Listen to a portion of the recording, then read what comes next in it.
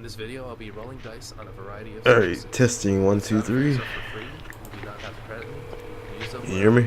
I hear you. I hear you. Awesome. This is the moment in the show where you're supposed to know what the fuck is going on. Two people speaking to each other. Two different sides of the spectrum.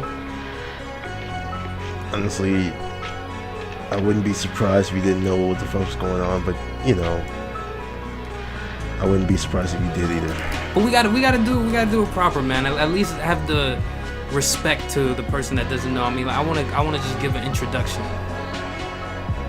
Alright, I can see that. I want it to be fair, even though that's the one thing I've always avoided in life, just giving a proper introduction. I just go straight into shit. At the end of the day, I'm just gonna sum myself up by saying I'm a Cuban sent here to bring high fidelity through melody. That's all.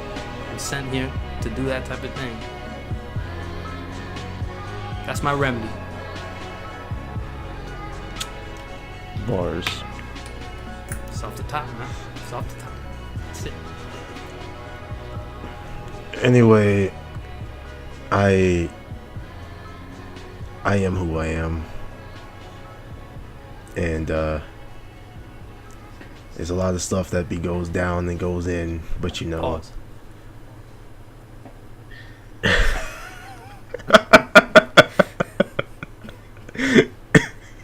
It's a lot. All right, a lot, but you know, it's just how it is. I myself, I've never been good with introductions, but you know, I kind of just allow people to figure You things out say on you're their not own. good at introductions, but I mean, if anybody listening to this understands what this channel is, we started this at 2012. True for Dualism. Yeah, It's been many names, extremely old. and this is the first time we're making a leap to do something consistent, a breach into the world, and to just be able to speak our mind. But we're not going to tell you everything that's going on, because this is definitely not the only thing we do. You know what I mean?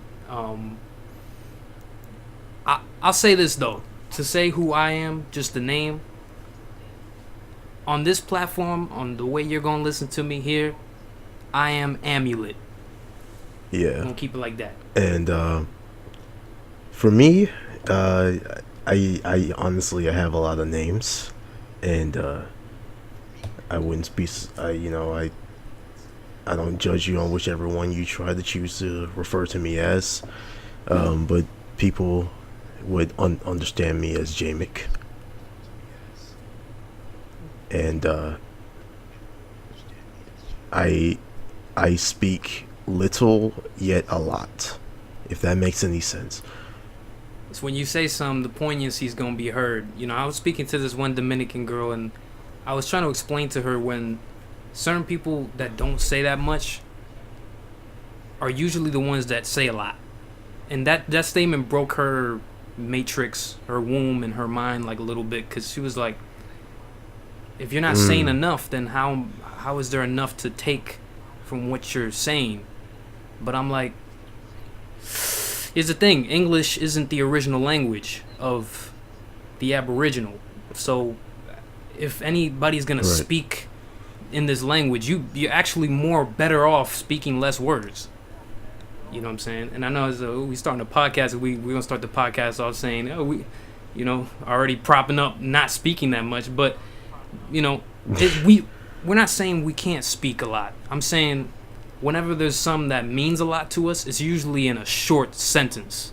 We're not trying to lock ourselves up for a long time when we say something, you know what I'm saying? So we want to try to give a short sentence when it's something that's powerful, but like, We express ourselves whenever the ideas run through the mind, but we don't just speak just because we have to or we need to,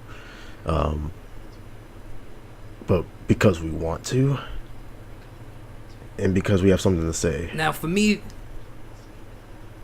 this is an escape. I'm a host of a radio show called Candle Dice. And you know, some say we're not from this planet. I mean, some say that, but some call us aliens. We're really just trying to speak to aliens. We're trying to speak to what's beyond us, and that is the truth of dualism. So, moving beyond all this shit though, because I know I want to take a left turn here though, because I want to tell you about some shit that happened on Instagram. Ooh, 2020 vision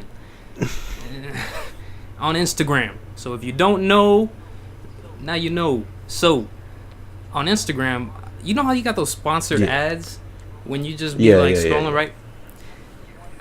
I see this one dude with like a Cuban flag. Well, I mean, it could be a Dominican. Yeah, honestly, sometimes it's honestly hard to tell, especially when they're so small. He has this video though. But I'm talking about the emojis. He had the one starred flag ass motherfucker sits in front of the camera and does a song, right? And he's like, he has a little sponsorship, and I was like, man, this guy's not good, but that flag is behind him, right? So I had to G-check him, like, because I know, you know, we all know that when we put things out on the world and on the internet, we're very conscious of what it is, and if you're not, you're lying. You know, most people know what they're putting up and know what's behind them and know, you know what I mean? It's like, we know what messages we're trying to send. Deep inside we do, you know, like, so I hit him up and like, I'm like, yo, I want to work, man. I want to work, you know, I'm trying to link up with people, and I see you got the flag in the back, so you're very, you know, trying to make that an effort. So I'm like, you know, I'm trying to see if like we could maybe make some music and do something. He's trying to be a singer, right? So there's obviously like here's a conjunction of understanding, like you both are trying to achieve a similar level of thing. Yeah. Oh yeah. But we're not. That's what I realized, man. That this man paid ads. Oh, okay. Look, my pops came on a raft. I pay attention to my craft. I don't pay for ads. That's what I told him. I sent him a message. I'm like, I wanted to rap battle you, man. Why are you paying for ads and you got that flag in the back, man? You representing us and you sitting there putting the flag in the back. Come on, man. So I'm in the Instagram message and he doesn't respond. So I'm like, all right, I'm just gonna delete this message. I'm gonna forget I did that. But you know, I'm not gonna take away the fact that I did it. But I'm just gonna forget about it, right? I don't know why it got me mad for a second. It got me mad. I was like kind of heated, like, man. I try to link up with somebody and he's going like just, cause people pay attention to your followers and the amount of people that are with you, like, oh, how many likes and all that. So I knew I wasn't, you know, gonna be taken serious just because of that. He came across as very disingenuous. Initially. Honestly, a little disrespectful. And you know me and the people that listen don't. So here's something about us. We've been doing this for a long time, but the world has not seen what we've been doing. And that could be the story for a lot of people. But the difference between, in my opinion, us and a lot of other people is we're very aware why it's not working. You know what I mean? Because I mean, I want you to tell a story that I know this is like going way back, but I want you to tell the story because it kind of connects to what this is about for me. Like, can you tell the story about when you had somebody you were working with? I know I'm working with, but just an amigo. Mama. His mom was inside the house and she said that she didn't like your art because it was like on, you know, against their religious beliefs or against. You're talking about, yeah. It's way back.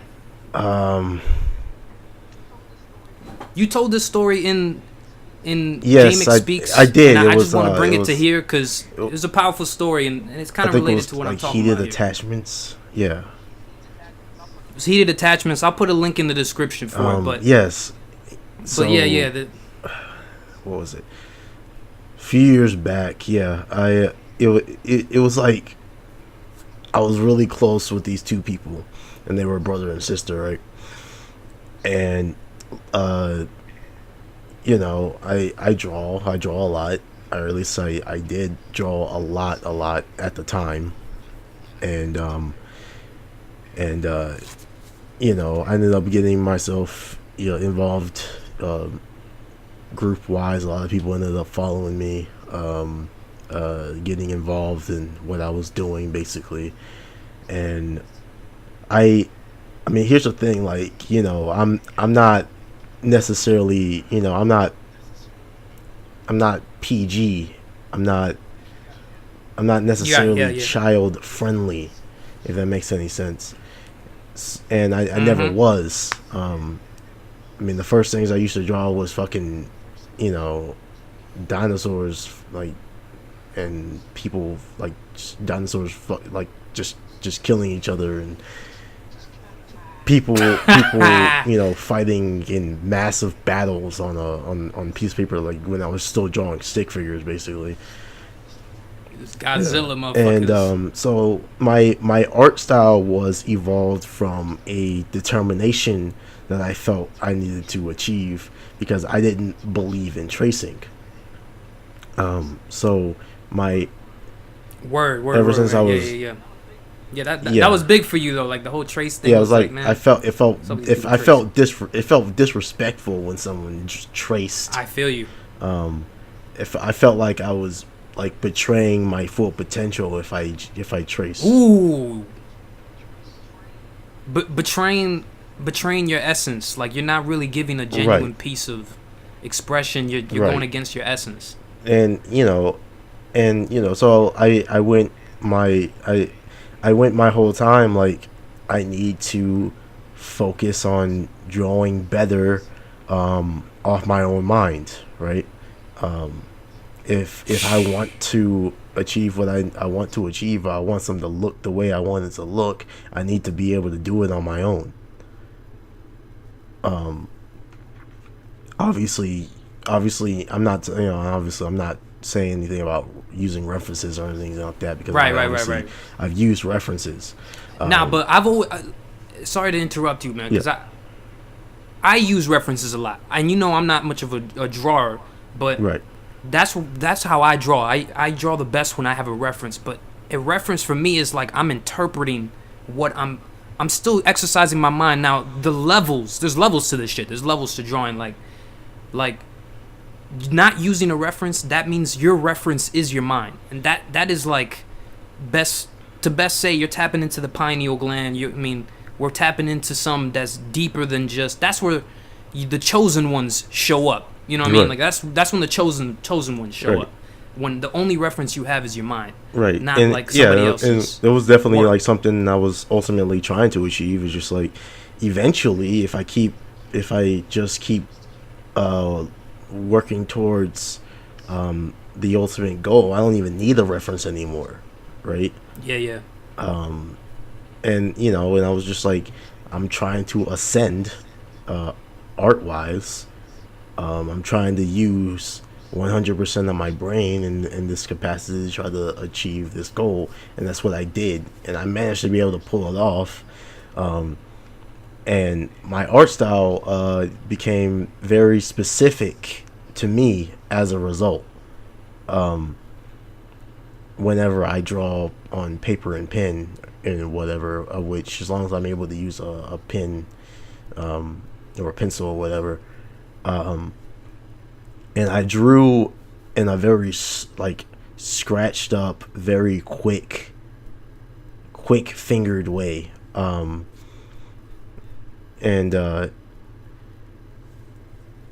you know, it came to the like the I never drew perfect lines or anything like that. I never drew one line over each other or followed a line through. I always, the best way I can describe it is I draw multiple lines that equate to a line, and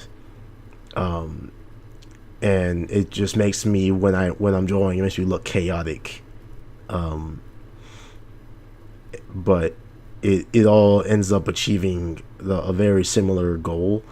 It also is very helpful with bold outer lines. That's why a lot of my outlines were either very bold or thin, because I draw very fine. but I layer so much very quickly, and it kind of made it so like whenever I draw eyes or mouths or something like that, especially if they're smiling, they look they don't they look evil. Right, right. But hold up. But that's how it came out though. That's when you Yeah. tapped into you. So Right. it wasn't like you were trying to tap into evil. You were inspired by evil. This was where. Which I am. I'm always been inspired by All right. Yeah. the essence, the energy of evil, and what. Yo, but hold up. Idea of what evil looks Hold up, like. because we speaking, but like, the essence of evil has, that's we're speaking the English language, so it shit goes in I'm not even gonna say it goes in many directions. I think if you're conscious, it can go many directions, language. Right. But if you're not, you hear the essence of evil and you think a couple of things, and I don't even want to mention those things because I don't want to bring that energy into this world, but the essence of evil, if that's what you tap into, I mean, explain I know what you mean, but I don't even want to explain it for you. Like, explain what the Right. essence of evil is. It's basically dread. It's the feeling of it's the feeling of uncomfortability, the feeling of unpredictability, and Yo, there's something very true about it that you want to ignore. And there's a bunch would of you say different- that the essence of evil was shown on a movie like The Joker, 2019 Joker? Yeah. That's that's definitely a very, very good point. Which is why it made so many people uncomfortable.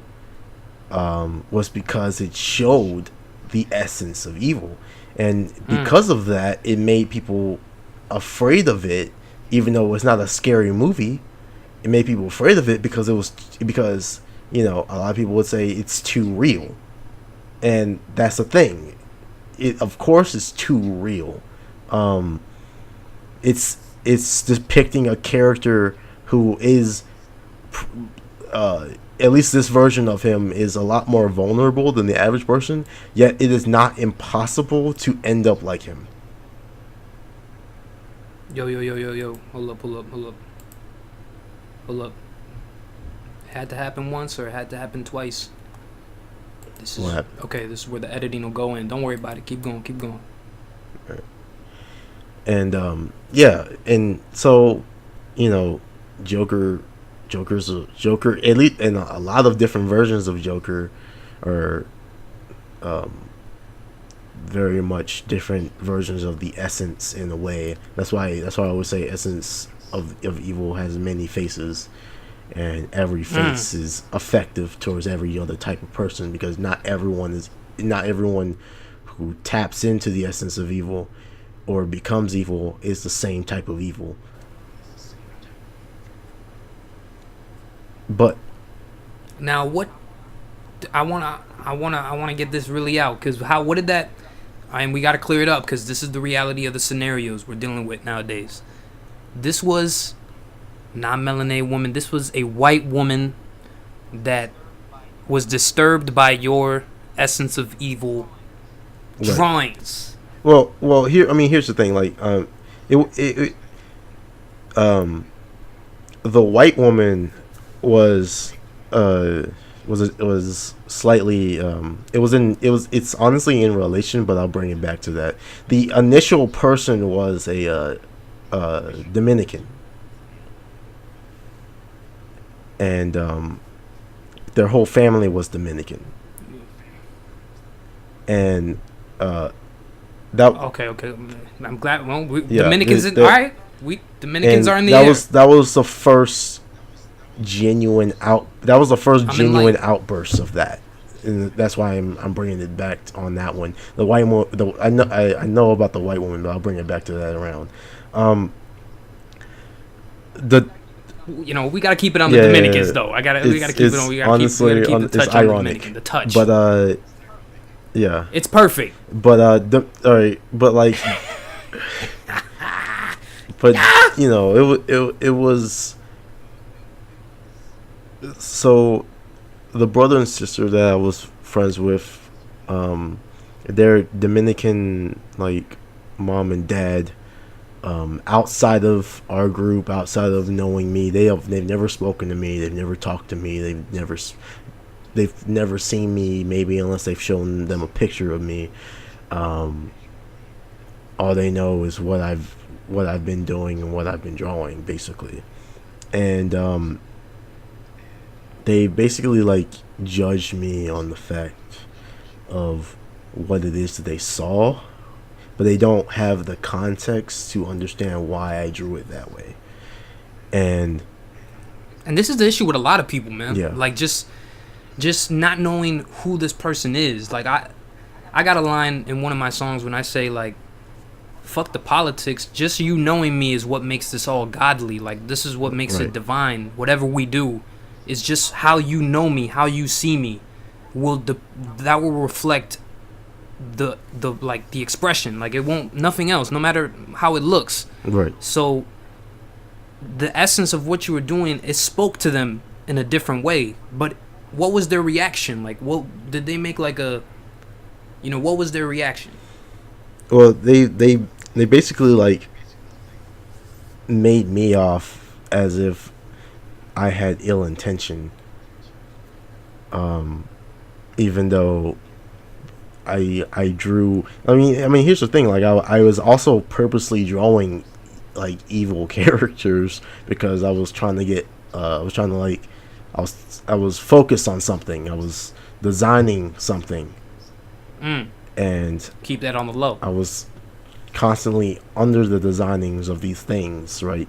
And Things. Big things. that was just where my focus was. So I mean, I'm sure if they caught me while I was drawing all the good guys around here, they wouldn't be judging. But then again, all the good guys that I draw are ambiguous. They're not necessarily good.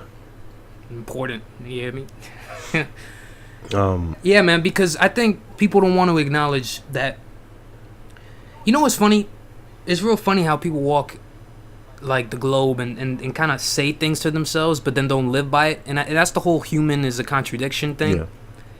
yeah, The contradiction, one of them, there's plenty, is like we all say, "Oh, nice guys don't finish last," right? right, Like this concept that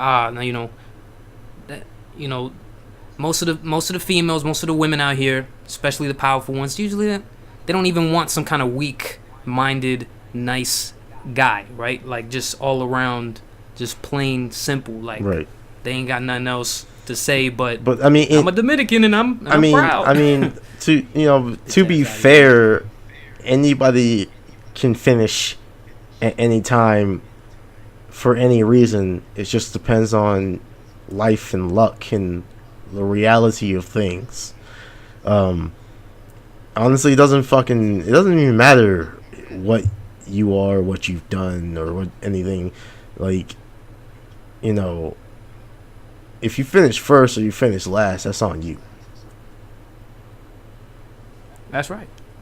You can be the nicest person, you could be the evilest person. Shit, there are evil people out there who are in relationships. All right, it doesn't matter.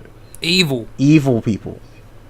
genuinely evil. But here's why, because we're using the word evil a lot, and I don't want to like let this represent evil, because the essence of evil and being evil Yeah, are different.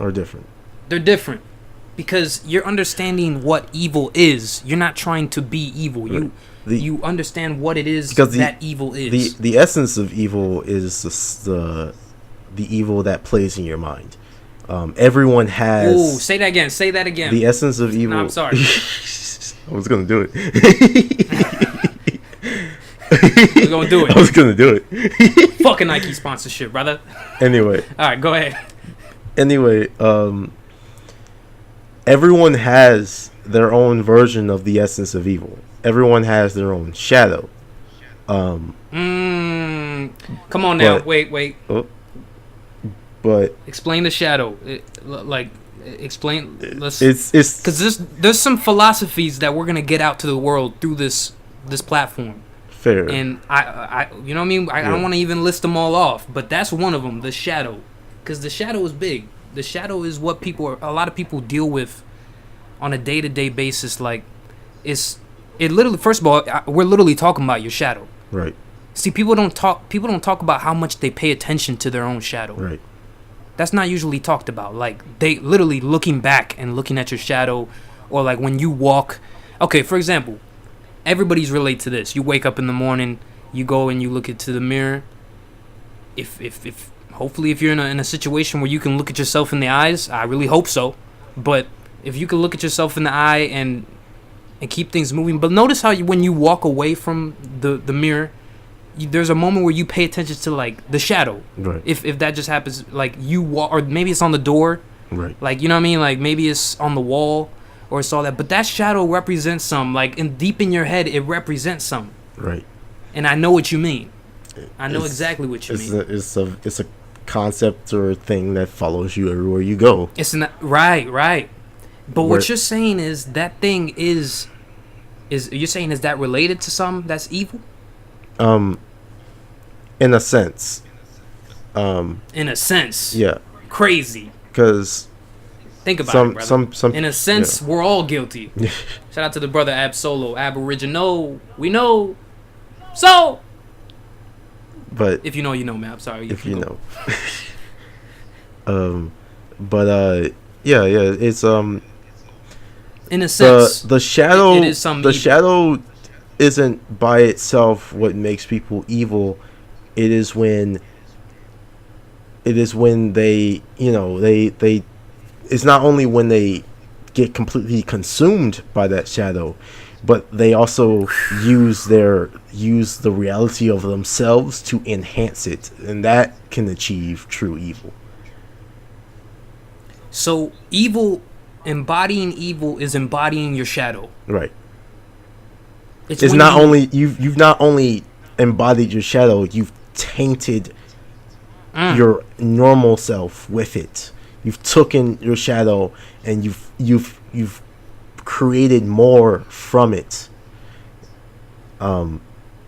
Because everyone has moments of when their shadow comes out of them, right? But there's a difference between when it comes out and when you fucking taken it and you just like, that's my bitch. You know what I'm saying? What? What you talking about, man? It's when you're What's going it's on, when man? you're basically you're taking your shadow. Your shadow is this, is that, it's your essence, your evil essence, right? But it's when you use your conscious, self-aware mind and add that on top of your shadow, erasing everything that you are other than what that shadow was to represent to you, and you act upon which it exists inside of you. And at that point you've gone beyond your shadow. You've gone into like the true corruption of what the shadow was originally supposed to be there for, because the shadow itself is human. The shadow itself is humanity. But when you take yourself and you take your shadow and you conjoin them together and corrupt it and melagrize it, destroy it within, absorb it, you become something else. You become something not as human, if that makes sense. That's why people call some people monsters. So, but let's get into it, because who would fall victim to this evil? Because it sounds like it's almost their life led them in a path where all they had was their shadow. Right. They were maybe isolated a little too much, and all they had was their shadow. Right. And their shadow, is a real person. That's what we're trying to say when we talk about the shadow, that it is a real person. And let's put it like this, another historical example, one that's not taught in American class. The men in caves, right? The heartless men in caves, Baba Ram Dash, shout out to the brother. Let's talk about how men in caves, people of early times, right, walked out, and this shadow concept was probably more prominent, right, to these heartless men in caves, right? Like they come out of caves and Right. they're just anxious. They can't get sunlight because, you know, the evolution of the melanin completely decomposed with the winter, and that's a whole nother story. But do you feel like the people that fell victim, and this is a deep one, first episode, motherfuckers, that white people, the reason they have conducted so much evil in human history is because they fell victim to their own shadow because of their isolation in caves? Is caves a metaphor or like a... I'm talking about real caves. Oh, you talking about cavemen? No, but I'm talking about how the original species on the planet, on this Earth planet, you know, because we're not from this planet. Other than that, the current ground that we're sitting on. Right? Earth. Yeah, and I said Earth. It's the way I say it. I can't get away from saying it like that.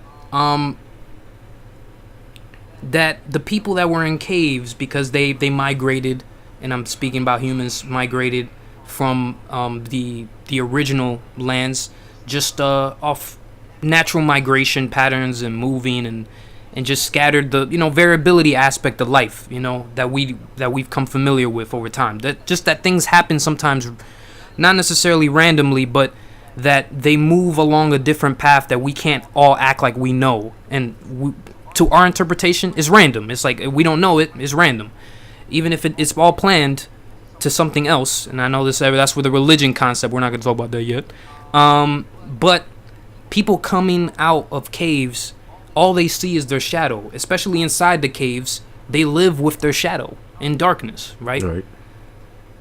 Do you feel those people are the ones that show the best example of falling victim to your shadow, to the evil that follows you? That if you give in to that, you will... I mean, yeah, I don't know. I mean, it just you will embody evil. I mean, that's what I can say. Wait, you don't say nah, people. I mean, that's what I would say, that you would end up embodying evil. I would say. I'm curious. Is that how you feel this works? I would say that it's more of a provocation of being a sentient. But it's also the contradiction of being sentient while also being an animal. Because as a sentient, you want to believe that you and everything around you is perfect, or at least you want to achieve that idea of perfect. You want to be beyond the animal, but the animal is always there. The animal is always there to remind you that you are an animal. And that doesn't mean that the animal itself is the shadow.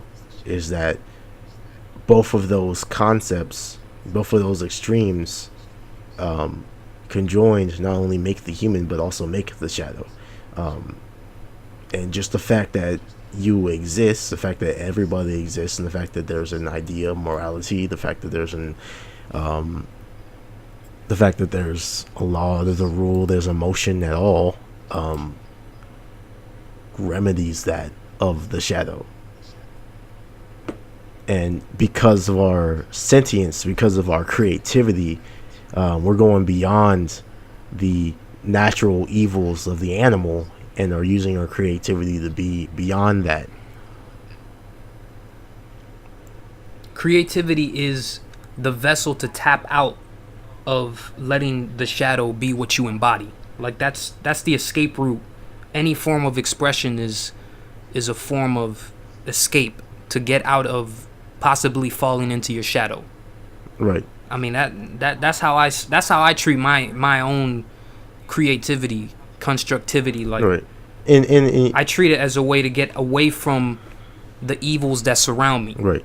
And you know, for other people, their own creativity is exactly what leads them into it. Wait. But what do you mean by that? Because I mean, I don't necessarily agree that you're led to it as much as other people lead you to it. Like something else, because let's also talk about the people that embody their shadow and then kind of indoctrinate other people to embody their shadow. Like once they start embodying their shadow, you know, they'll bring people along. They'll find ways of. Oh yeah, because you know that's incongruency to the part of the animal. The animal, exactly. Just that's just their social reaction to Right. how they live. They wanna be they want to they want to acknowledge, they want to legitimize who they are now, who you know, what they see, what they believe, what they've done. And so by bringing other people into it, they are trying to pervert their shadow as if it is a good thing, and I think that's the worst part. There's a lot of people there's a lot of perverts for sorry. Truth hurts. There's a lot of people doing that right now. I feel like especially with social media, there's a lot of people that have embodied their shadow and are able to influence a lot of people into that direction. I think the worst part of the shadow is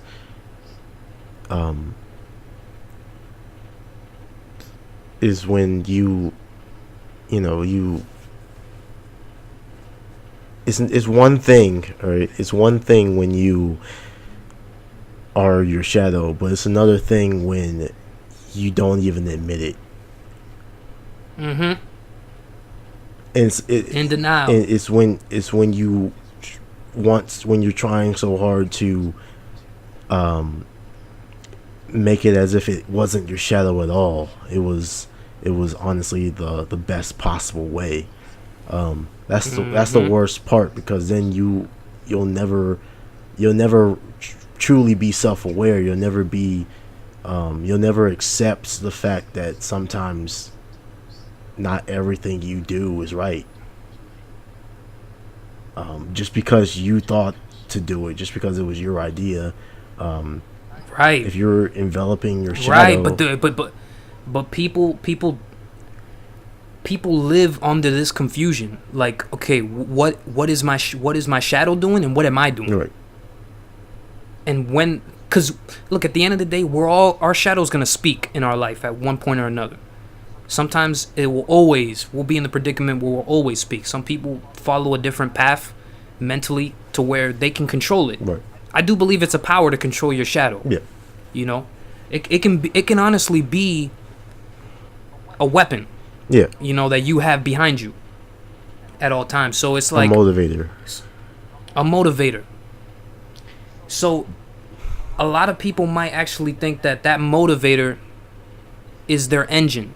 Like, it's what they're supposed to drive their actions. Like, the evil, because they can't get a response. Because, look, just because of look, I mean, because there's been a lot of school shootings, a lot of people popping in and doing even, I'm not going to expose anything about my location. It's not on the planet, but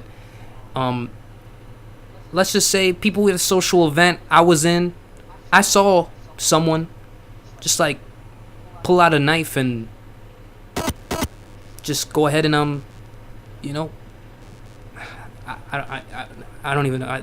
You know, I'm so used to speaking to you on a private level that sometimes I go the direction. Hold up. I understand.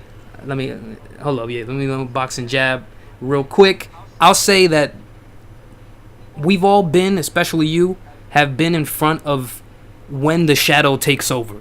Right. Right?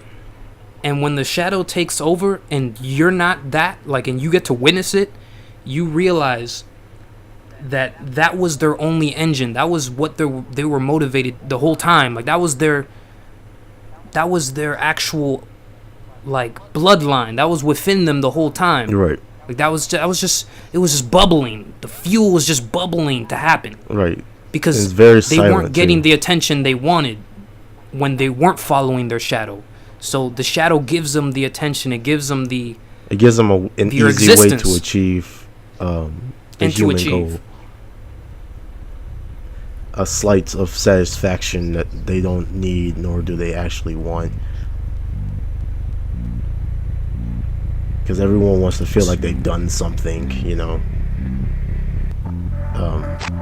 Even if it is terrible. Which this isn't terrible, hopefully, man. This is truth of dualism, brothers and sisters. The shadow, not the shadow monk. I'm a Cuban sent here, high fidelity. This is truth of dualism. I mean, I want to just chop it up and conclude there, man. This is shadows, man. Shadows. Shadows. Say it like that. Yeah, fair enough. Done.